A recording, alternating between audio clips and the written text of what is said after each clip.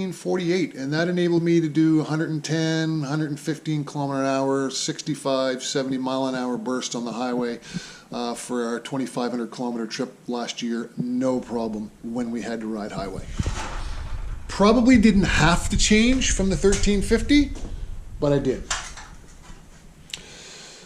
Fuel sock. I run a fuel sock in all of my bikes. There's a fuel sock in there. It's the company out of Australia. I can't remember the name of them now because it's been a few years, but they work and they are handy and I would recommend it. I always run hand warmers on my bike. Just the simple wraparound SimTech warmers, and I just hardwire them with a fuse to my battery. The only negative part to hardwiring to the battery, of course, as you know, if you leave them on, they will kill your battery. Hence is why I unplug them in the summertime when I don't need them. So they are unplugged right now off the battery. I've got a charging system up here. I changed my key to this location on the front. It handles it very nicely. It's out of the way. It won't break off from trail trash. And as most of you are aware, it normally houses itself right down in here. But because of this new outfit that I've got, which I'll explain in a minute, I had to change the location of it. And I found this spot to be perfect. Right up on the clamps with the original key bar. And it sits nicely right there out of the way.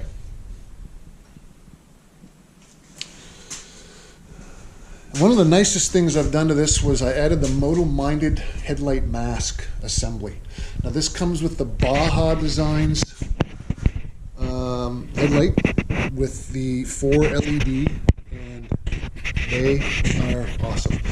Pricey, yes. I had to get the fender with it, the bracket for underneath the fender to fit the mask because they didn't make this particular setup for the 13, only the 14. So this is a 14 mask, a 14 fender with a bracket kit to fit on the 13 triples, and that motor-minded headlamp, which I decided it was better to have it and not need it than need it and not have it in Newfoundland going down trails at night with a stock headlight and a bear or a moose pop out. I figured spend the extra money to give myself even an extra second of braking distance before I hit a washout, an animal, something that could have ruined my trip. One of the other things I did was I went online to Baja Works, and I found that people were running and using and having good luck with their Baja Designs, Baja Works fairing. So I ordered one, and it came out of California, and it comes with the screws to mount into your mask. So you have to screw your own mask holes and then mount the fairing onto it, and it sits just like so. Now I've gotten it off right now, but that's how it sat. I put 6 coats of Plasti-Dip on this, 6 very light coats, let it dry and reapplied another coat, and this has handled extremely well. There was one section in Newfoundland on the tabletop on the flatlands that we had to go through a ton of bush and alders overhanging the trail, and this held up really well. I made my own little mounts inside because I needed the fairing itself to sit. See if I can make this work for you. I needed this to sit more in this sort of, go around and change this, as opposed to it sitting flush with the original mask. It was banging against my flex bar mounts, so I decided to make some homemade rubber grommets inside so the mask would sit outward, sort of more like that, and also provide me a little more wind protection as opposed to in like so. But you get the idea. just a little fabbing that I enjoy doing. Anyway, this thing was awesome. Highly recommend it. Highly recommend any kind of mask or fairing if you're doing any kind of long distance adventure riding. But this particular one was quite inexpensive and it lasted very well for me and did a great job. So I'm very happy with that.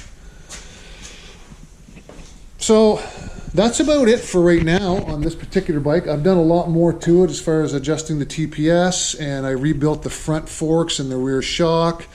I changed all of the bearings in this before my trip, and I'm talking every single bearing on the bike except for the motor. The only thing I didn't touch on this bike when I rebuilt it last winter was the motor.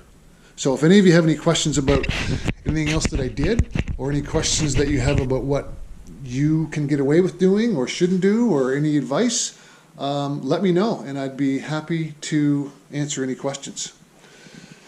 The other thing before I go is I run a Shore lithium battery in this. Now, I've run lots of lithium batteries over the years. Anti-gravity is one that I've had great luck with. I decided to go with the Shore on this one just to try it. Unfortunately, I had to buy the Shore charger with it. But this bike's been on the charger now all winter. I only changed the oil on it a few months ago, and I've only put maybe 30 kilometers on this bike since I changed the oil. So it's basically been sitting since I've changed the oil on it, on the charger. So just to give you an idea what that battery does and how it preserves the life and how it starts. Make sure this is in neutral, which it is. We'll test it.